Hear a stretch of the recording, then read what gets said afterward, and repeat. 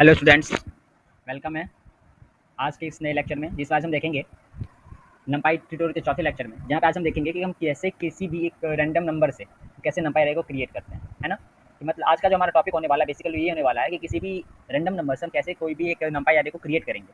सो इस video tutorial में, इस लेक्चर में हम कैसे जनरेट करेंगे रैंडम नंबर को, उसके लिए हम कुछ फंक्शन का यूज़ करेंगे। और फंक्शंस क्या है? एक फंक्शन है रैंड, इसके बाद है रैंड एन, एक फंक्शन है रैंडिट और एक है रैंड एफ।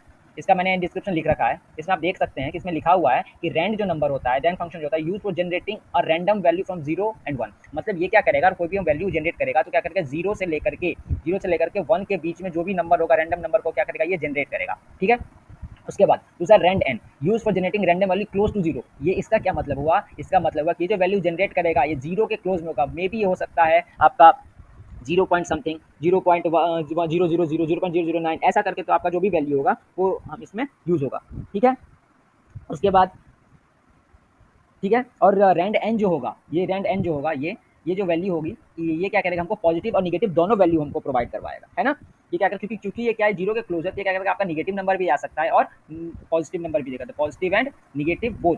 ठीक है। उसके बाद रैंडिट फंक्शन जो है, इसे क्या कह रहा है, use for generating a random number between a given range. मतलब अगर हम बाई चांस इसको कोई एक रेंज दे, यानी कि मैं इसको रेंज दूं कि 12 से लेकर के 15 तक, तो ये क्या करेगा, हमको 12 से लेकर के 15 तक, 12 से लेकर 15 तक के रेंज में हमको कोई भी नंबर क्या करेगा, जनरेट करेगा, और उस नंबर को जनरेट करके हमारे कैरे को क्रिएट करेगा।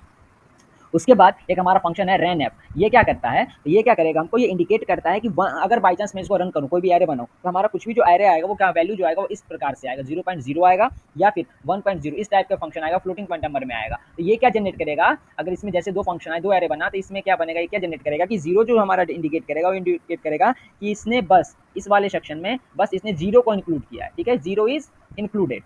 ठीक है, जीरो इज इंक्लूडेड। लेकिन इस फंक्शन में जो है, इस फंक्शन में क्या है, सिर्फ वन इज इंक्लूडेड। इसमें क्या, सिर्फ वन इंक्लूडेड है, जीरो इंक्लूडेड नहीं है। तो आइए इस चैप्टर में अच्छे से जानते हैं कि कैसे हम इस फंक्शन का यूज करेंगे और कैसे हम इन सबका यूज करके आगे देखते हैं।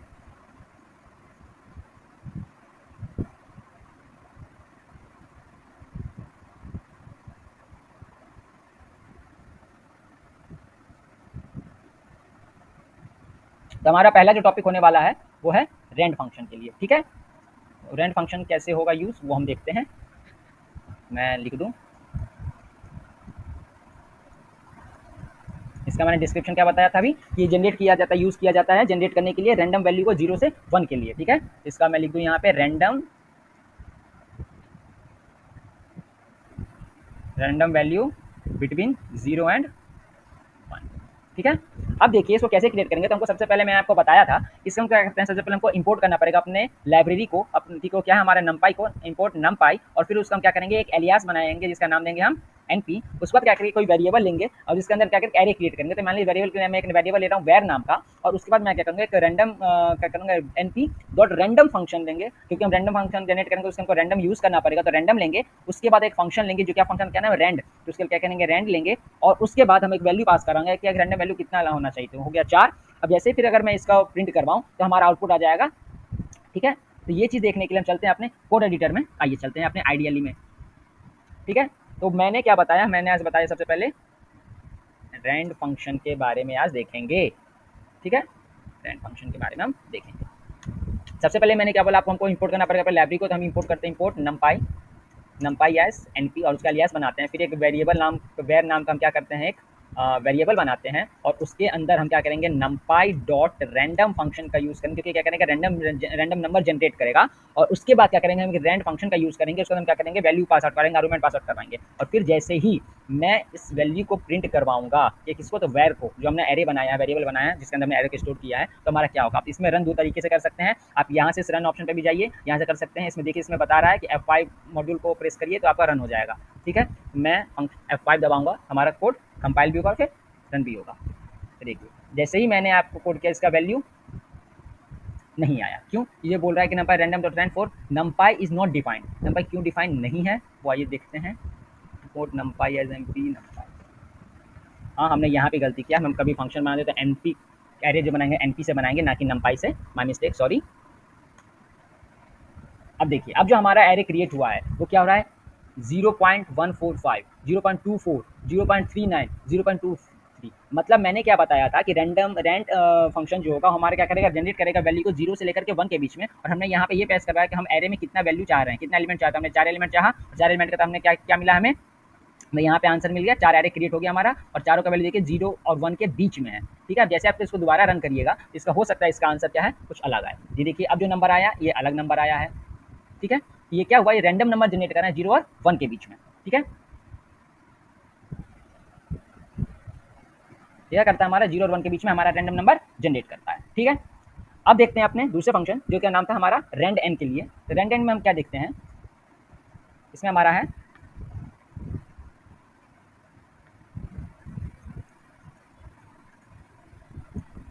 Rand N.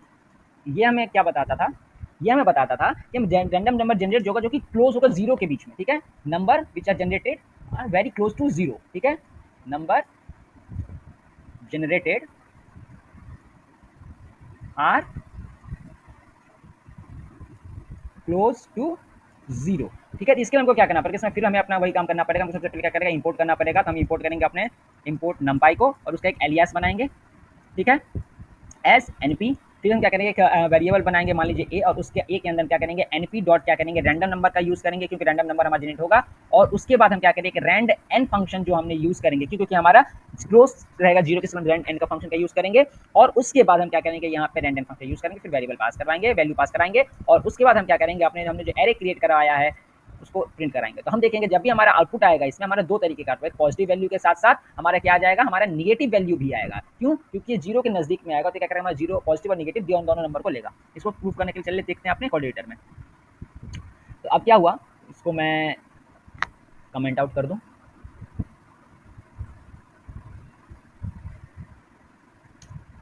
रैंडम, ठीक है, हमें क्या करना पड़ेगा, सबसे पहले इंपोर्ट करना पड़ेगा, import numpy as np is equal to np dot random function लेंगे, क्योंकि रैंडम, क्योंकि हम जनरेट करें रैंडम नंबर को, क्या कहेंगे रैंड एन लेंगे फंक्शन, उसके अंदर वैल्यू पास आउट करवाएंगे, और फिर हम क्या करेंगे, हम प्रिंट करवाएंगे किसको, अपने ए को। ठीक है, अब देखिए, अब आप देख रहे हैं कि ये हमारा क्या, मैंने क्या बताया था कि हमारे क्लोज टू 0 होगा।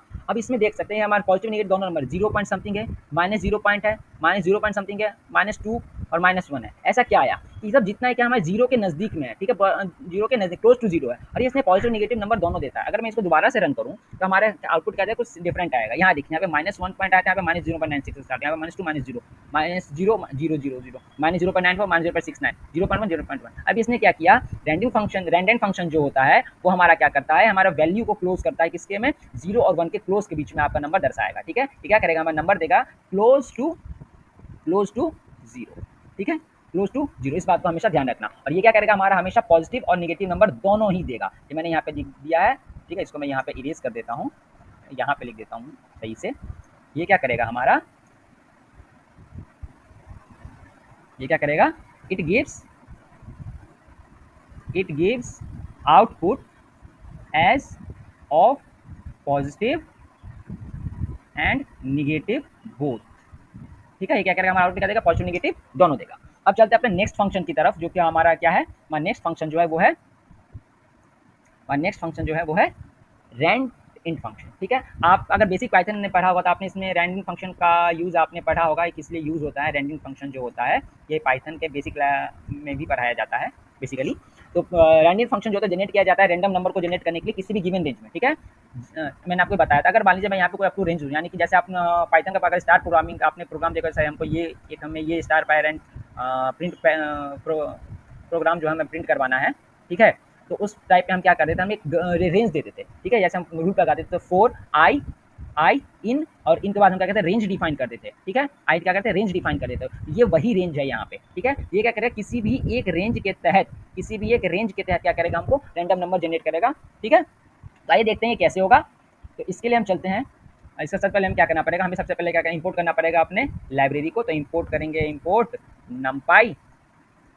numpy एज np, फिर एक वेरिएबल बना लेंगे v np डॉट रैंडम, क्योंकि रैंडम नंबर जनरेट करेगा। और फिर क्या करेंगे, रैंड इंट कर लेंगे। रैंड इंट करने के बाद हम क्या करेंगे, इसमें वैल्यू पासवर्ड कराएंगे कि हम कितने वैल्यू का एरे क्रिएट करना चाह रहे हैं। ठीक है, तो क्या हो जाएगा इसमें, अब इसमें देखिए, इसमें गौर करिए, इसमें दो चीज़ होता है, इसमें पहले मिन मैक्सिमम होगा यहाँ पे 5, ठीक है, मिनिमम वैल्यू कितना देना चाह रहे हैं आप, मैक्सिमम वैल्यू कितना देना चाह रहे हैं, और उन दोनों के बीच में आप टोटल वैल्यू कितना देना चाह रहे हैं वो, तो मान लीजिए मैं दे रहा हूँ 5, तो इसके बीच में अब क्या हो जाएगा, अगर मैं फिर यहाँ पे प्रिंट करूँ प्रिंट, ठीक है, इसको मैं अभी आपको समझाऊंगा कैसे होगा वो देखिए। इसके लिए चलते हैं अपने कोड एडिटर में, देखिए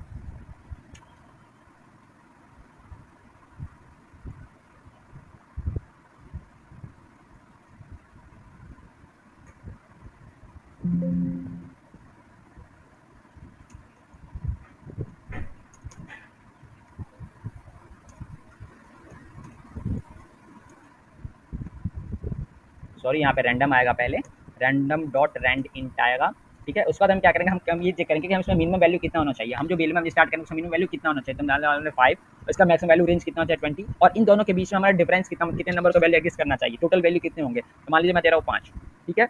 और फिर मैं इसको अगर मैं प्रिंट कराऊंगा प्रिंट बी, ठीक है, और इसको मैं रन करूँ, तो ये देख लीजिए आपका रैंडम नंबर जनरेट हो गया है, मिनिमम नंबर 5 था और मैक्सिमम नंबर क्या था 20, तो उनके बीच में 5 वैल्यू को भी रैंडम नंबर आपको जनरेट होगा, वो एक एरे में क्रिएट हो गए हैं, ठीक है। इसका अगर मैं दोबारा से अगर मैं रन करूँ तो आप देखिएगा कि इसका वैल्यू जो आएगा वो फिर से अलग आएगा, इसका वैल्यू क्या आएगा फिर से अलग आएगा, ये देखिए 9, 8, 16, 11, 19, रैंडम हाईएस्ट नंबर कितना गया, मैक्सिमम नंबर हमने 20 दिया था तो वहाँ तक जाएगा तो 19 लेगा, मिनिमम वैल्यू हमने 5 दिया था इससे पहले में, ठीक है। तो यहाँ क्या किया, मिनिमम नंबर 8 है यहाँ पे, और क्या क्या ये 5 से लेकर के 20 के बीच में नंबर रेंज में दिया गया है, और इसका वैल्यू हमने किया था 5 वैल्यू हमें चाहिए, तो 1, 2, 3, 4, 5 वैल्यू हमें जनरेट हो गए। अगर मैं इसका मैं टाइप चेक करूँ तो प्रिंट क्या करेंगे, टाइप फंक्शन का यूज़ करेंगे, और फिर मैं बी का यूज़ पास आउट करूँगा, फिर इसको अगर मैं रन करूँ तो अब देखिए फिर से हमारा एक रैंडम नंबर जनरेट होगा, और इस रैंडम नंबर क्या होगा 5, 11, 9, 18, 15, और हमारा जो क्लास जो है वो क्या है नंपाई एनडी डॉट एरे, मतलब हमने जो क्लास क्रिएट किया था रैंडम फंक्शन यूज़ करके, उसने 5 से लेकर के 20 के बीच में हमारा रैंडम नंबर जनरेट भी किया, 5 अलग अलग वैल्यू को भी स्टोर कराया, और किस लिए करवाया, तो हमारे एरे जो वो क्या बना है, वो क्या एरे बना, क्या है एन डायमेंशनल एरे, मतलब कौन सा डायमेंशन है, 1 डायमेंशनल है, ठीक है। और इसका दोबारा से चेक कर सकते हैं, इसका डायमेंशन भी चेक कर सकते हैं, उसके हम क्या करेंगे, हम डायमेंशन चेक करने के लिए क्या करेंगे, प्रिंट फंक्शन का यूज़ करने का फंक्शन क्या है, मैंने आपको पहले लेक्चर में भी बताया था, उस लेक्चर को हम क्या सॉरी उसको हम कैसे चेक करते हैं, उसको चेक करते हैं डायमेंशन को एंडिंग फंक्शन से, इसका फंक्शन क्या यूज़ करेंगे हम एंडिंग फंक्शन से, कैसे करेंगे, बी डॉट एंडिंग कर लेंगे, ठीक है, बी डॉट एंडिंग कर लेंगे, और उसके बाद अगर मैं इसको मैं रन करूँ तो क्या होगा देख लीजिए, तो हमारा जो 1 मिनट मैं इसको क्लियर कर दूँ, पहले आपको दिख नहीं रहा होगा, ठीक है। तब देखिए हमारा फिर से एक नया हमने एरे जनरेट किया रैंडम वैल्यू से 19, 19, 4, 7, 5, और इसका जो क्रिएट हुआ एन डायमेंशनल एरे, और उसका डायमेंशन कितना है तो 1 है हमारा, क्योंकि हमारा 1D एरे है, ठीक है। आई होप यहाँ तक आपको समझ आ रहा होगा। अब हम चलते हैं अपने फिर से कोड एडिटर इसमें व्हाइट बोर्ड में, वहाँ पे देखते हैं आगे का नेक्स्ट का फंक्शन। होप यहाँ तक आपका क्लियर आ गया। अब हम देखेंगे एक दूसरा फंक्शन के सबसे लास्ट फंक्शन जो हमारा है रैन एफ फंक्शन के बारे में, ठीक है। अब जो हमारा फंक्शन है वो क्या है हमारा रैन एफ,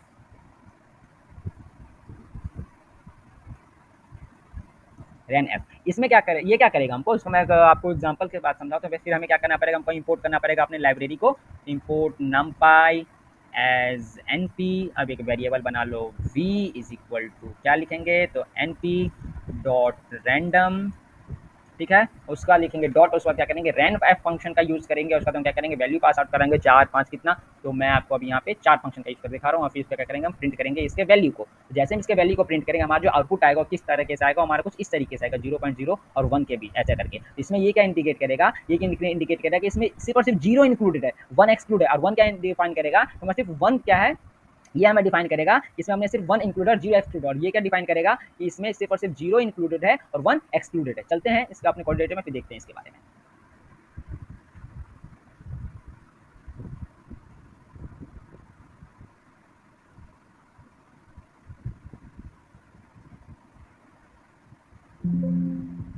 ठीक है, इंपोर्ट करते हैं अपने नमपाई को, और उसका एक एलियास बनाते हैं एनपी से, मैंने एक वेरिएबल बनाया वी, और उसके अंदर मैंने क्या किया रैंडम डॉट, मैंने क्या किया रैन फंक्शन का यूज़ किया, उसके अंदर मैंने वैल्यू पास आउट करवाया 4 कि हम 4 वैल्यू का एलिमेंट का एरे क्रिएट करना चाह रहे हैं, फिर मैंने क्या किया इसको प्रिंट किया अपने एरे को, ठीक है।